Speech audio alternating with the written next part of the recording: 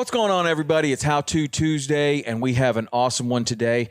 If you are new to saltwater fishing, saltwater boating, man, it is a hazardous environment. The salt is the most damaging thing. The sun would be the second most damaging thing. The salt is the most damaging thing. You can put 20 years worth of wear and tear on a boat in 6 months or a year if you don't understand how to protect your gear from the damage that salt can do.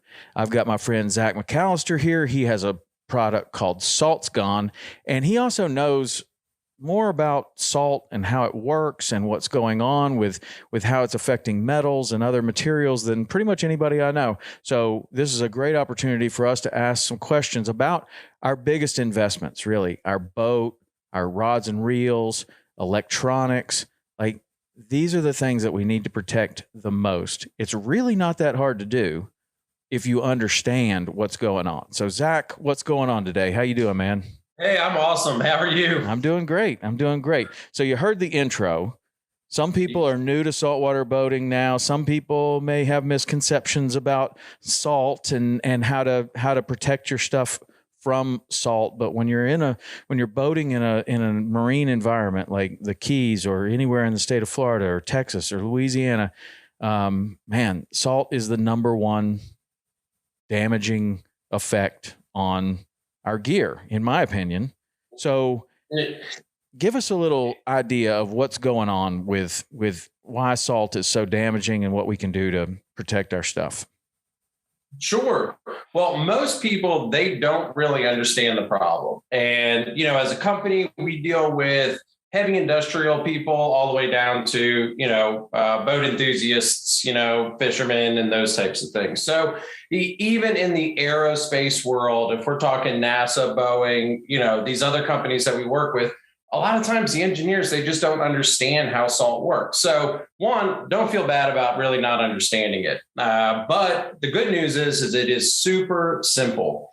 And so, when we normally think of something that's corrosive, right? Everybody would agree, hey, salt is corrosive. But when we normally think of something that's corrosive, normally if I said, hey, name something corrosive, you might say battery acid, right? Or a lot of people would know something on the other end of the spectrum, like bleach is really corrosive. But salt it's kind of its own beast. It's unique. And the reason it's unique is because it has a neutral pH. So salt has a pH of 7, the same as water. And so, where acid has a really low pH or bleach has a really high pH, salt's kind of in its own category of, what we would deem as corrosion or corrosive. Well, so what happens is, everybody knows salt is sodium and chlorine, right? And so those two elements come together really, really easily to form the mineral of salt. Salt is literally, if it's not the most common mineral on the planet, it's got to be number 2, right? It's just everywhere, right? And our bodies need it. It's just part of life, right? Mm-hmm. Those fish, they can't live in a freshwater environment, right? They need that salt, mm-hmm. right? So it plays a critical role in life, but the sodium and the chlorine, when it comes together so super easily, it's actually really unstable. And the part that's unstable about it is it has this huge desire for electrons.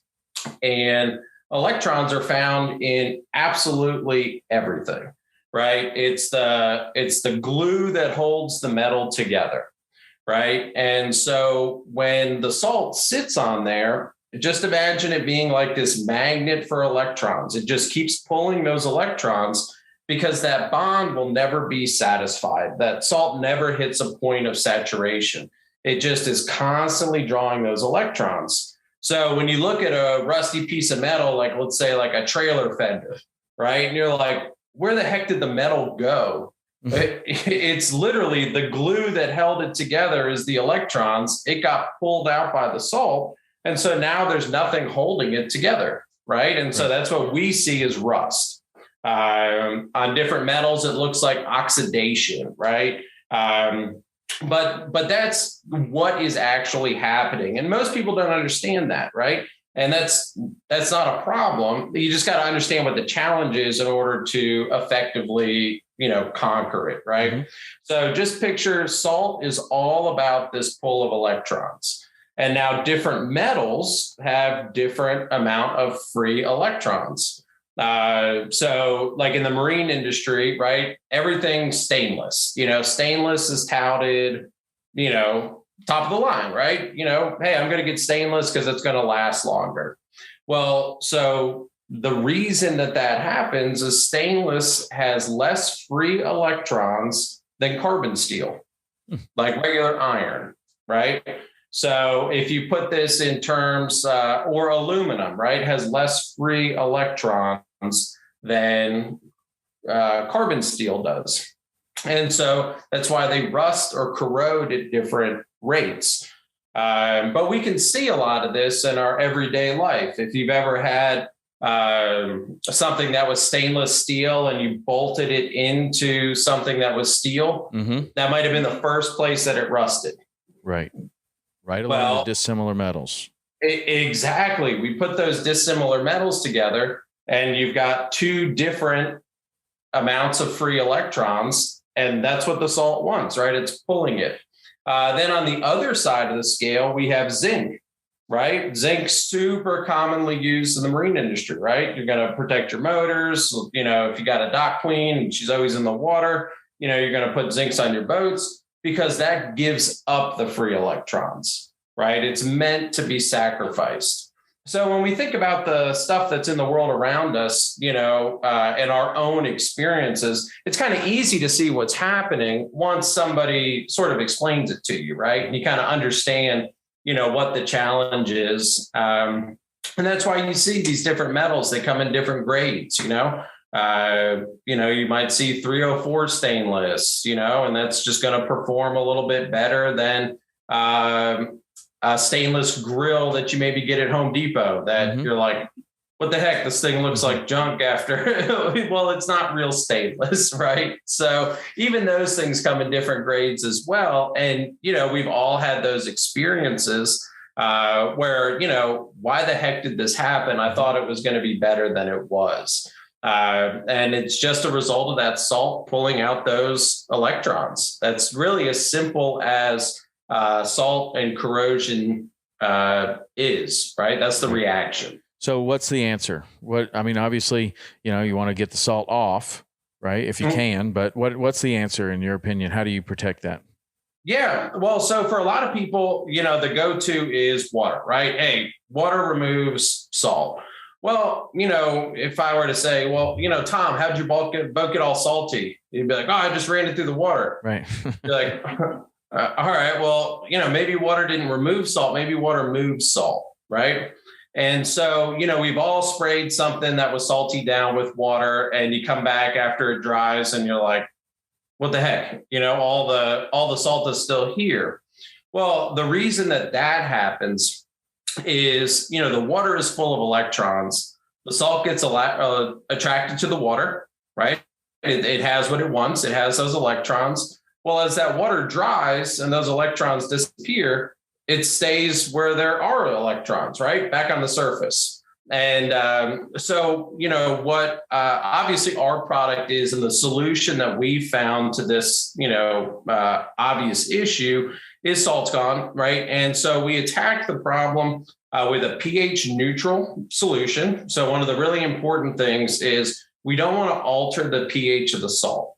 If we change one of the physical characteristics of the salt, it'll not become salt through the virtue of an acid or a caustic, but we haven't really gotten rid of the salt itself, right? So the salt's gone, even the concentrate, before you mix it with water, that is pH neutral, right? So we're not changing the physical part of the salt through any smoke and mirrors. After that, we have there's a chemical process called chelation. And it really comes out of the medical industry.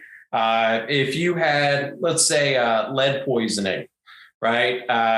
Chelation is they would basically, chelate your blood, right? They would run something through your blood to attract the iron or the lead rather. to separate it from your bloodstream. Well, that's the exact same thing that SaltScan is doing, just with salt and not a heavy metal inside your body. And so we're giving the sodium something it likes more than the chlorine, and the chlorine something it likes more than the sodium.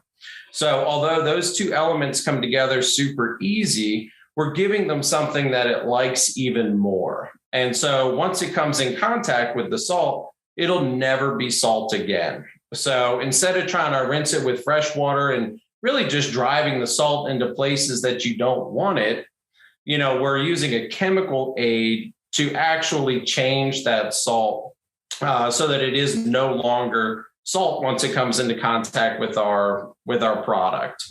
And then the next thing is hey, it's probably going to get salt on it again, right? So we put a bunch of corrosion inhibitors into the product as well, so that those inhibitors, they're essentially really, really, really electron-rich products. And so what that means is any electrons that the metal or the surface loses, it can be rehydrated, because the electrons actually go both ways. It can go back into a surface, and it can come out of a surface, or a material rather. And so, we're basically replenishing those electrons, and then the ones that are left behind just give something for the new salt to sacrifice. So when the new salt, your boat's sitting, in the lift, and the new stuff starts to land on it, that's okay, right? That's going to happen. We can't defy where our boat is stored, right?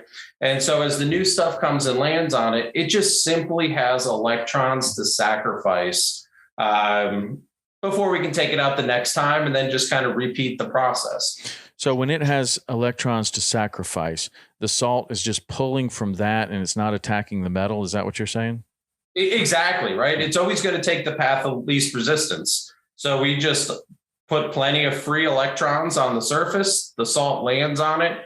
It can attack those free electrons instead of attacking any of the materials on your asset, right? On your boat itself. So your product, how do you use it? And is this something that you just use like before you're going to put your boat away for the winter, or put it away for an extended period? Or is this an everyday product that you're using? Yeah. So for most people, we're an everyday product, right? Every time I take the boat out, I'm going to wash the boat anyway, and they're going to wash it with SaltScan. So, we talked about the first kind of two components of it, right? We've got a salt removal side of the product.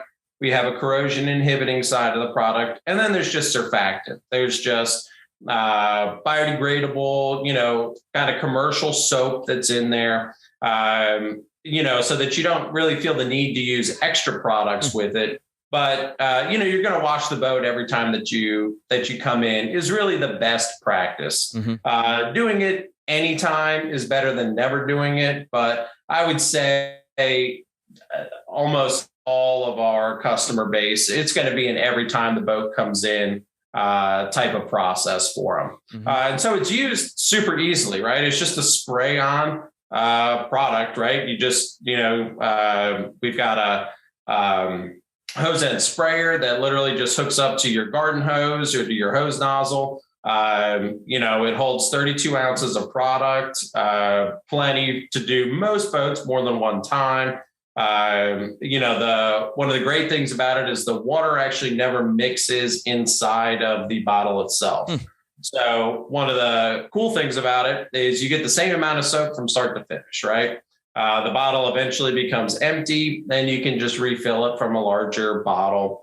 We've got the other delivery systems like the injector boxes, that you can mount on your dock. Yeah. Explain that. That's mounted on your dock. So if you're keeping your boat in the same place every day, you have this injector box. And how does that work? So basically the box plugs into the wall. You feed like a little jumper hose from your water spigot into the box, and then you'd put your 50 or 75 foot or whatever, normal size hose you use to wash your boat on the dock. And you can turn the box on and off manually. So there's a switch on there. And when you pull the trigger, it'll start spraying SaltScan. And they also come with a wireless remote. So what's really cool is, if you got a big boat, if you're in the 40-foot range or something like that, and you're on the boat. You just take your garden hose with you. You got your wireless remote.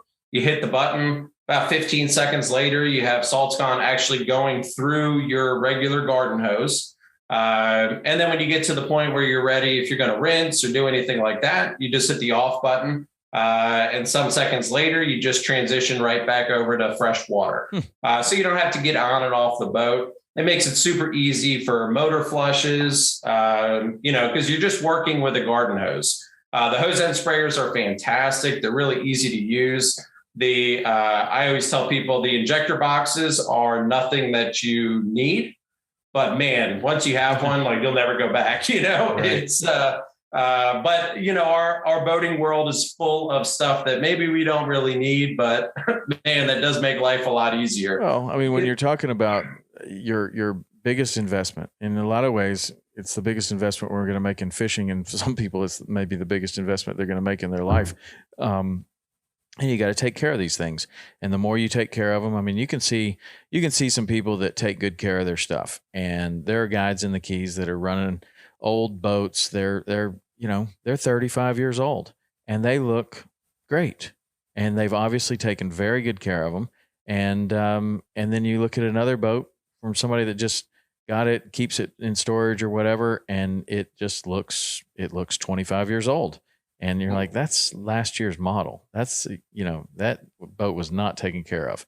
And you can just see it. So do you need it? Do you not need it? I mean, I'd say yes. The better you can take care of your stuff, the less money you're going to have in maintenance, the less money you're going to have in replacement, the longer you're going to make something last. So I'm a big fan of anything that prolongs the life of our biggest investments. Sure. If you anybody that lives or fishes saltwater or boats in the saltwater, what's your biggest expense, right? Well, right now it's gas.